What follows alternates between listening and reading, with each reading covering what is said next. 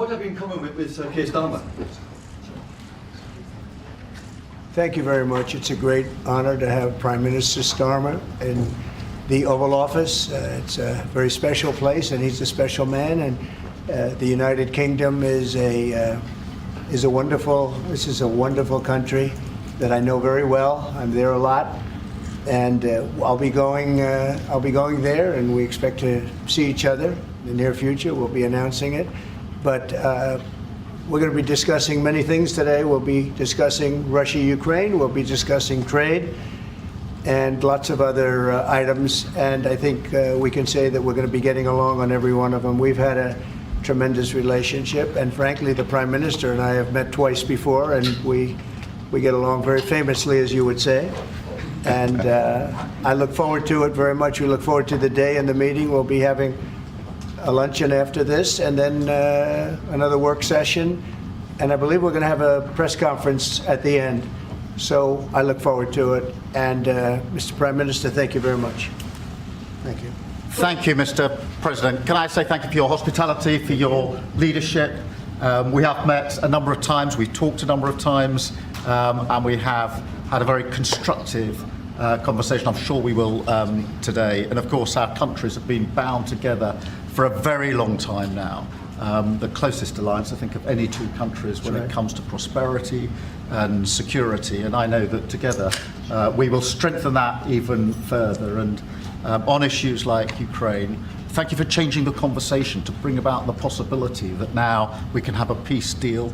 And we want to work with you to make sure that peace deal is enduring, that it lasts, that it's a deal that goes down as a historic deal, that nobody breaches, and we'll work with you to make sure that that absolutely happens.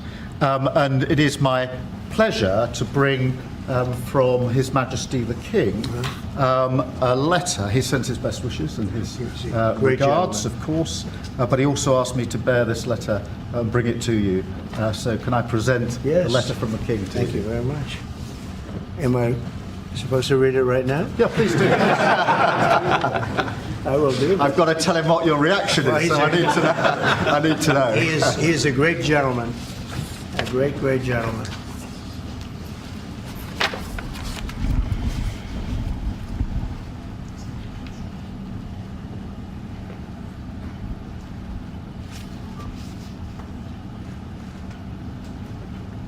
Oh, that's well.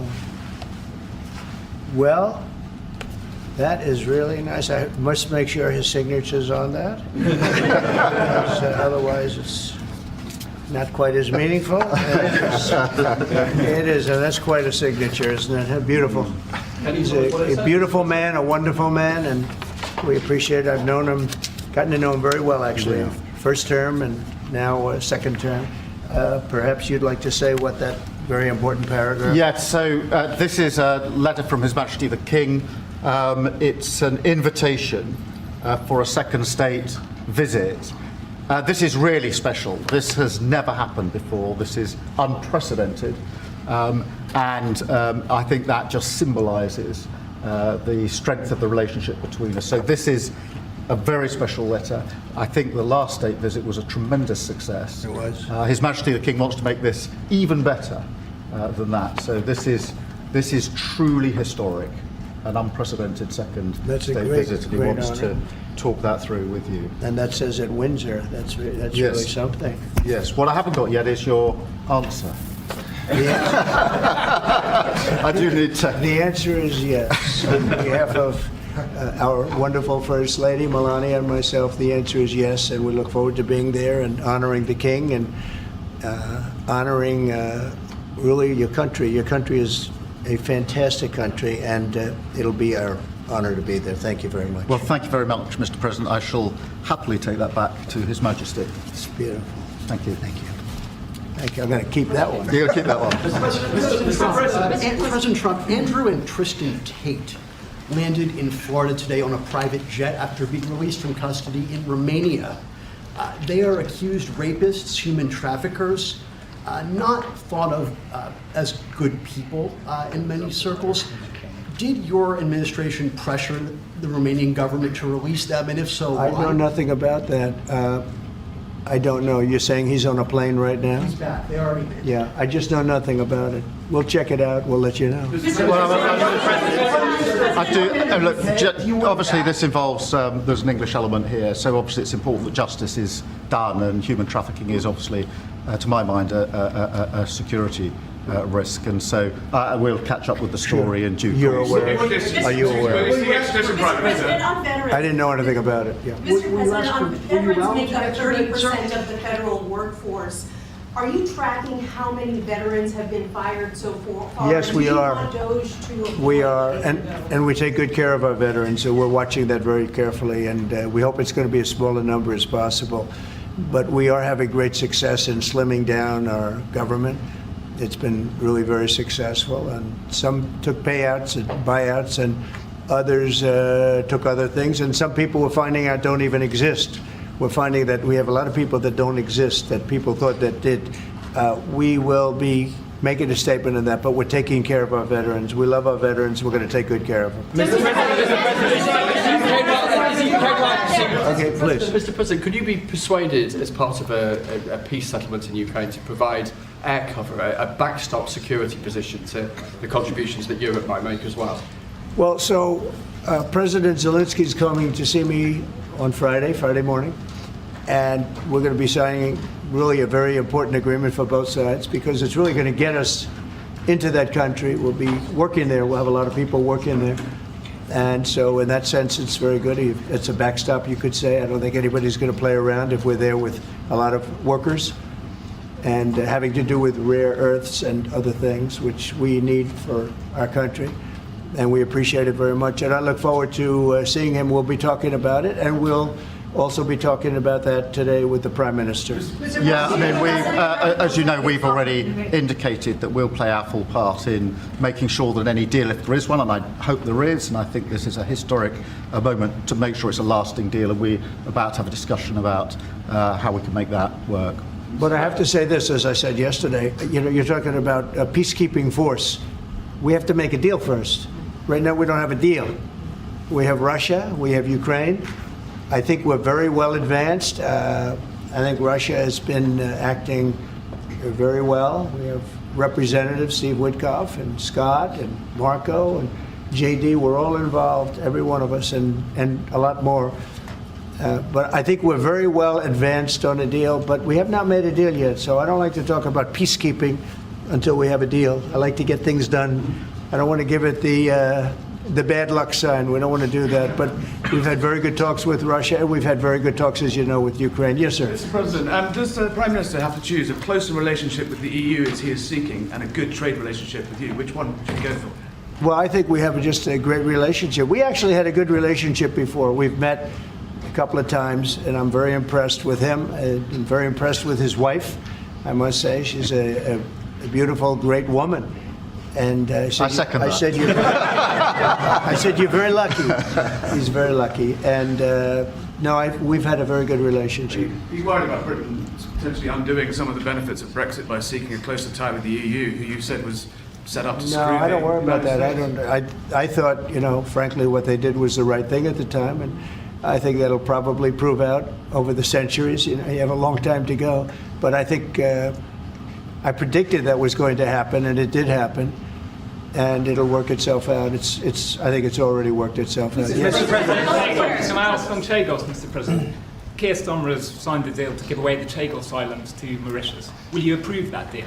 Well, we're going to have some discussions about that very soon, and I have a feeling it's going to work out very well. They're talking about a very long-term, powerful lease, a very strong lease, about 140 years, actually. That's a long time.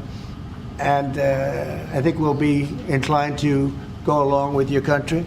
Yeah, I think it's sounding. It's a little bit early. We have to be given the details, but it doesn't sound bad. Yeah, please. Mr. President, you obviously can do business with our Prime Minister Keir Starmer. You said yesterday that the EU was constructed to screw the US when it comes to trade. What can our Prime Minister say to you to persuade you not to impose tariffs on the United Kingdom? Yeah, did I use the word that you said, that bad word? I think so.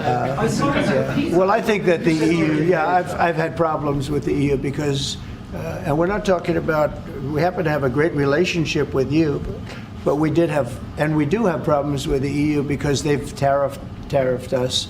They do it in the form of a VAT tax, which is about 20%, and many other taxes. They sue our companies. They sued Apple, got 16 or 17 billion dollars, which was, I think, totally a ridiculous decision. And they're suing Google for a lot of money. They're suing a lot of other companies, and we don't like the way they're treating our people now. We don't like the way they're treating our companies. They sell us cars. We don't sell them cars. They don't take our cars. They don't take much of our agriculture. And we have a deficit with them of about $350 billion. So I wouldn't say it's been such a great relationship personally, but other people did because it's politically correct to say that it's been good, but it hasn't been good. And we're going to change that. And we are going to have reciprocal tariffs. We're not going to have tariffs. We're going to have reciprocal. Whatever they charge us, we're going to charge them, which for many years, foolishly, I would have done that, but then all of a sudden we had COVID and we had other things to think about. So it took me a little while to get that on, but we had, in my first 4 years, we had the greatest economy in the history of, I think, the world, but certainly in the history of our country. I think we're going to have that again, but the EU was very, very tough on us from the standpoint of trade. Then you could take it a step further and go into NATO, and that was a very tough situation for us. I mean, that's been a very tough situation because we were paying a disproportionate share, and it wasn't good. So, as you know, they paid hundreds of billions of dollars after I got involved, and they evened it out a little bit, but not very much. And then if you look at the war, we're in for $300 billion plus, and they're in for $100 billion. They get their money back, and now we'll get our money back also. But under Biden, you wouldn't have done that. Biden did a terrible job, I have to say. I hate to say that about somebody that sat here just before me, but he did a terrible, terrible job. That war should have never happened, the war between Russia and Ukraine. Frankly, October 7th should have never happened. Israel, that should have never happened. What happened there should have never. Inflation should have never happened. Afghanistan should have never happened. The way they got out, not getting out, but the way they got out. So, but I can say that as far as we're here for a different reason, we're talking about a very different place. And this is some place that I have investments there. I own Turnberry, I own Aberdeen, and I own a great place called Doonbeg in Ireland. So, you know, I have a great warm spot for your country. And our trade, obviously, is fair and balanced, and in fact, you've got a bit of a surplus, so we're in a different position there. And obviously, we contributed hugely in relation to Ukraine, and taken together with Europe, there's about 50% It'll of work, what's gone in. It'll work. It's going to work. Thank you. So does that mean there won't be any sanctions on the UK then? Well, I have to take a look. I mean, we're going to have a good discussion today, and we have some very talented people on the other side, and we have some people that probably aren't as talented as them, but they're pretty good. Marco, what do you think? Our people are pretty good. And no, we're going to have a good discussion, and we'll be talking about that. Mr. President, I just wanted to ask, Mr. Starmer, the Prime Minister has said that he believes that Vladimir Putin would be at risk of invading Ukraine again without a sufficient backstop. Do you think that Vladimir Putin would be likely to invade again in the event of a peace deal? I don't think so. I think when we have a deal, it's going to be the deal. I don't think if I didn't win the election, I don't think we'd be even talking to Putin right now or anybody else. I think it would just, you know, I don't know if you're looking at the stats, but thousands of people are being killed a week, soldiers mostly, because the towns have been destroyed. But thousands of soldiers. This was a very bad week, by the way. I get the stats. Several numbers. And you're talking about a human life. Number one, I want to see that, and it doesn't involve American soldiers, but it's Russian and Ukrainian soldiers, and I think I'm speaking for both. Yeah. Number one, we want to see that stop, and number two, I want to stop paying the kind of money that we're talking about. You know, we're helping, and we're helping NATO, but we're helping a lot, more than anybody else by far, and I want that to stop also. Mr. President, Jeff, go ahead. Thank you, sir. You talked about trade tariffs this morning on your social media site. Just a question about China. 10% tariffs has already been implemented on China. Are you planning to do an additional 10 above the This 10. will be an additional 10 above. And is there, from the talks with Canada and Mexico so far. Are you not seeing the progress that you wanted in order to I don't extend see it that at all. pause? No, not on drugs. We've done a great job. If you look at Tom Homan, he's been incredible, and Christie, they've done a great job in terms of the border. But the drugs continue to pour into our country, killing hundreds of thousands of people. We're losing substantially more than 100,000 people. I mean, dead. They're dead. The families are destroyed after that happens. So it's, you know, it's not just that. That's the ultimate. But the families are absolutely destroyed. The drugs come in through Mexico. They come, a lot of them, not all of them, but a lot of them come from China. And that's why we did that. It's 10 plus 10. In 10 case, plus 10 was there confusion on that? There was, sir, yeah. Okay, 10 plus 10. It's a second 10. And I think I think you're going to see, eventually you're going to see drugs stopping, because the country should not be allowing those drugs to come into the United States of America. And we're not going to allow it to happen. So that goes on the 4th of March. And then on the 2nd of April, we have reciprocal tariffs. That's reciprocal, where we charge countries what they're charging us. And nobody should have a problem with that.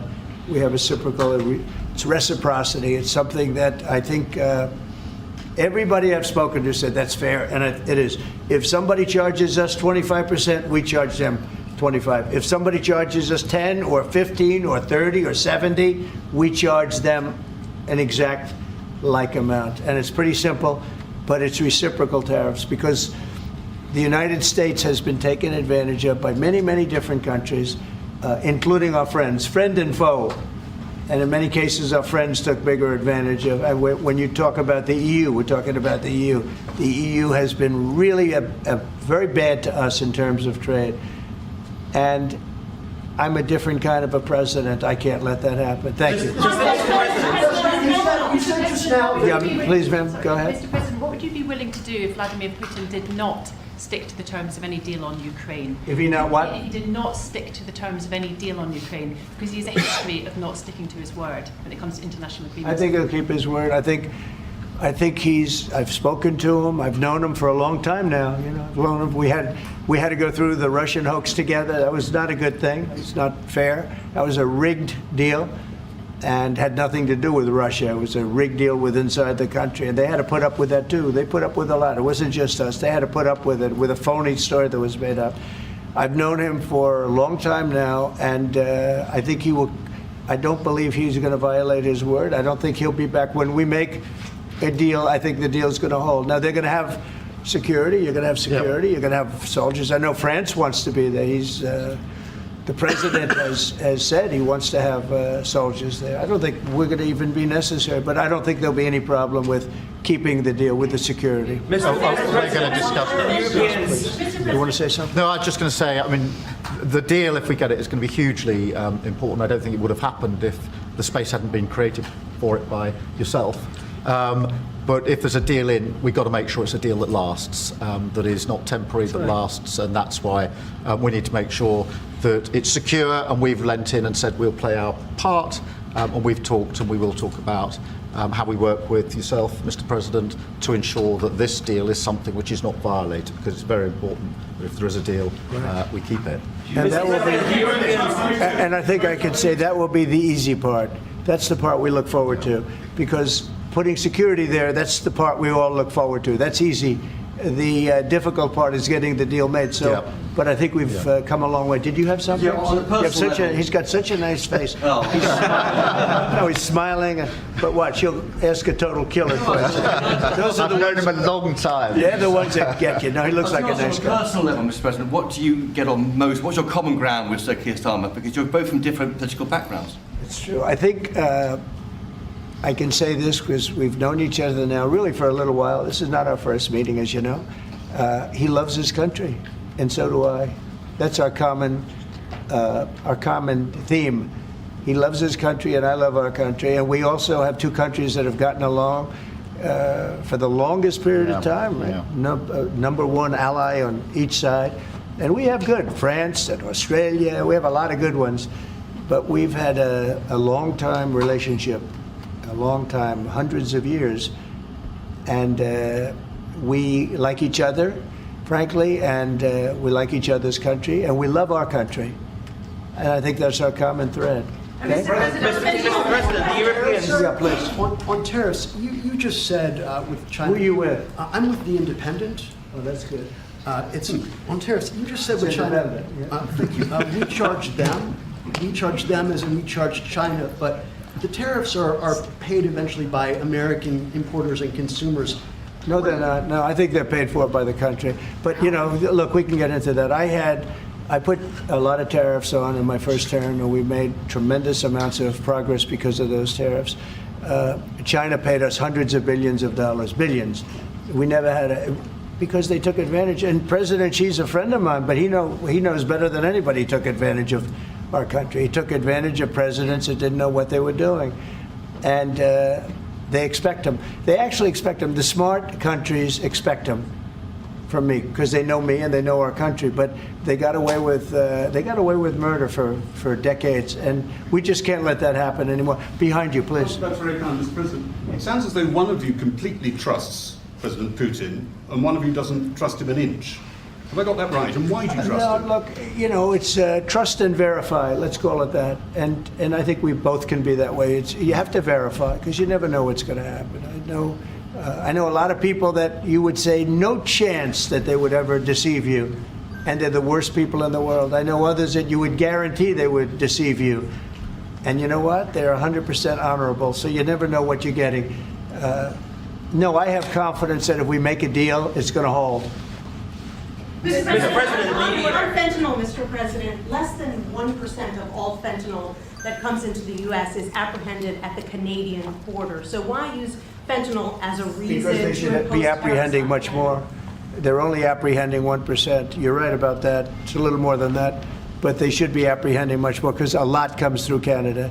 And as Mexico gets stronger in terms of the border, it goes up to Canada. And a lot of drugs are coming in through Canada. We can't have that. Mr. President, yeah, go ahead, please, in the back. Is there anything you can say tomorrow to President Zelensky to reassure him that his country's war hasn't been in vain and its sovereignty is not going to be threatened by any deal with Russia? Well, you know, he's coming. Perhaps he's already on his way. And we're going to be signing the deal together, probably in front of the media. And we're going to be having a good conversation. No, we want to work with him. President Zelensky, she said before, we want to work with him, and we will work with him. I think the president and I actually have had a very good relationship. It maybe got a little bit testy because we wanted to have a little bit of what the European nations had. You know, they get their money back by giving money. We don't get the money back. Biden made a deal. He put in $350 billion. And I thought it was a very unfair situation. We're not getting all of ours. I mean, quite a bit of ours was gifted. It was given. There were some loans, but mainly it was gifted, actually. Mr. President, the Europeans want Ukraine to be part of NATO as part of this deal. Are you willing to budge on that at all, or is it a firm? Well, I could be very nice and say, oh, well, we'll work to it. Look, it's not going to happen. It's just not going to happen. That's what started this whole thing. Biden said that, and all of a sudden the guns started. That was one of the primary reasons this started. And this was long before President Putin. They never said it was an impossibility. So we can say, oh, gee, well, we'll try. But that's something that's just not going to happen. And then the other question I ask is about the land. Will you get your land back? Well, they've fought long and hard on the land, and you and I will be discussing that. And we're going to certainly try and get as much as we can back. But on the NATO, it's just not, that's not going to happen. Yeah, please. Mr. President, you talked about having common ground with Keir Starmer, but there are things you disagree on as well. You described Zelensky as a dictator. He describes President Putin as a dictator. Do you see that as a problem? The relationship between President Zelensky and President Putin is not a good one. You've noticed, right? It's not a good one. It's not a good relationship. And we're going to have to try and work something out. Sometimes that happens. I get along with both. I have a very good relationship with President Putin. I think I have a very good relationship with President Zelensky. And now we're doing the deal, and we're going to be in there. We're going to be actually in there and digging our hearts out. And hopefully, we need the rare earth, and we have some here, but we don't have enough. We're our economy is very strong, and we need a lot of things that in some cases we don't have here. So I think we're going to have a very good relationship, but the relationship between them is not the best. Mr. President, do you still think that Mr. Zelensky is a dictator? Did I say that? I can't believe I said that. Next question. Sir, will you be discussing AUKUS, sir? Yeah, please, go ahead. Yeah, sir. George Parker from the Financial Times. Can you see any situation where US forces could be deployed as a backstop in a peacekeeping operation in direct confrontation with Russian forces? Well, there is a backstop thing. You know, first you're going to have European countries because they're right there. We're very far away. We have an ocean between us. But we want to make sure it works. So I don't know when you say backstop, you mean a backstop psychologically or militarily or what? But we are a backstop because we'll be over there. We'll be working in the country. We're going to be, that's a great thing economically for them because, you know, when you talk about economic development, we're going to have a lot of people over there. So we'll be working in the country. So I just don't think you're going to have a problem. I think when we have an agreement, you can say whatever you want about security, who's going to do it, and that's going to be a very pleasant conversation. The hard conversation is, will we have an agreement? And I think the answer is yes. I think Russia will agree, and I think that I really believe Ukraine will agree also. So will you discuss AUKUS as well? Just to follow up on that, if British troops are in Ukraine keeping the peace and get attacked by Russia, will you come to their aid? If the British people are in Ukraine and they get attacked, If British soldiers in Ukraine. you know, I've always found about the British, they don't need much help. They can take care of themselves very well. You know what? No, it sounds like it's evasive, but it's not evasive. You know, the British have been incredible soldiers, incredible military, and they can take care of themselves. But if they need help, I'll always be with the British, okay? I'll always be with them. But they don't need help. You look at their career. You have done very well over the years, haven't you? We have. I'm very proud of our country. And but we've also always been backing each other up between our two countries. That is why this is the greatest alliance for prosperity and security I think the world has ever seen. Whenever necessary, we've absolutely backed each other up, and that's at the Could you core take of on Russia by yourselves? Well, all right, one or two more. Yes, ma'am. In his remarks at the Munich Security Conference, Vice President Vance condemned free speech violations in the UK, particularly. Could you respond? What is your message? I have an idea. We have the man right here. Come on. Let's go, JD. We're putting you on stage. Great. Yeah, look, I said what I said, which is that we do have, of course, a special relationship with our friends in the UK and also with some of our European allies. But we also know that there have been infringements on free speech that actually affect not just the British. Of course, what the British do in their own country is up to them, but also affect American technology companies and by extension American citizens. So that is something that we'll talk about today at lunch. We've had free speech for a very, very long time in the United Kingdom, and it will last for a very, very long time. Well, no, I mean, certainly we wouldn't want to reach across US citizens, and we don't, and that's absolutely right. But in relation to free speech in the UK, I'm very proud of our history there. We discussed AUKUS, sir. Will you be discussing AUKUS with the Australians and the Brits? Will you be discussing AUKUS with the Prime Minister, sir? What does that mean? AUKUS, the Australia-US Defence Alliance. Yeah, well, we'll be discussing that. We've had another great relationship, and you have too, with Australia. Yeah. We've had a very good relationship with Australia, please. Mr. President, while we have the Vice President here, are you both disappointed that the AfD didn't come first in the German elections, given your previous support for them?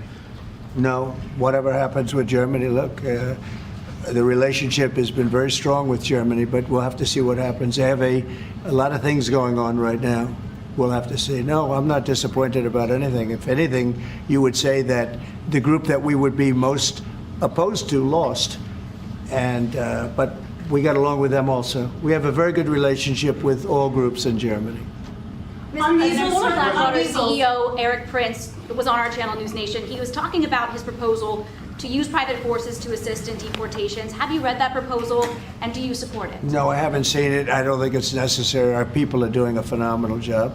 I wouldn't be opposed to it necessarily, but I'd go to our military people, and I'd go to Tom Homan and Christie. I'd go to the various and ask, but I don't see it as being. We're doing unbelievably getting people out, getting criminals out, people that should have never been here, that the Biden administration with their stupid open borders should have never allowed. They came in from prisons and jails and mental institutions, and gang members and drug dealers coming into our country like this. We're getting them out, and we're doing really well. I mean, the level of effectiveness has been incredible. Everybody's talking about it. How about one more? Mr. President, Well, not, you've asked. Mr. President, one on the Middle East. Go ahead. You look so nice. Here we go. Here's the kill. Mr. President, are there areas specifically of Ukraine that you're talking about in giving back, specifically Crimea? Have you gotten to those details yet on such an agreement? Well, you mean the areas that were taken? Yeah. There are a lot of areas that were taken. Yeah, we've talked about it. A lot of the sea line has been taken.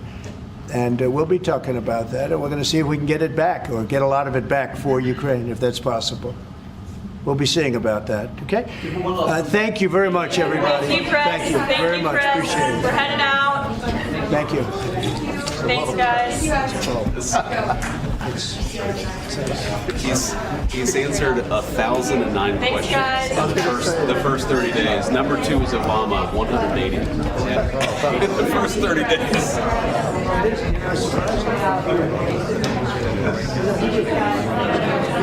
He didn't do well.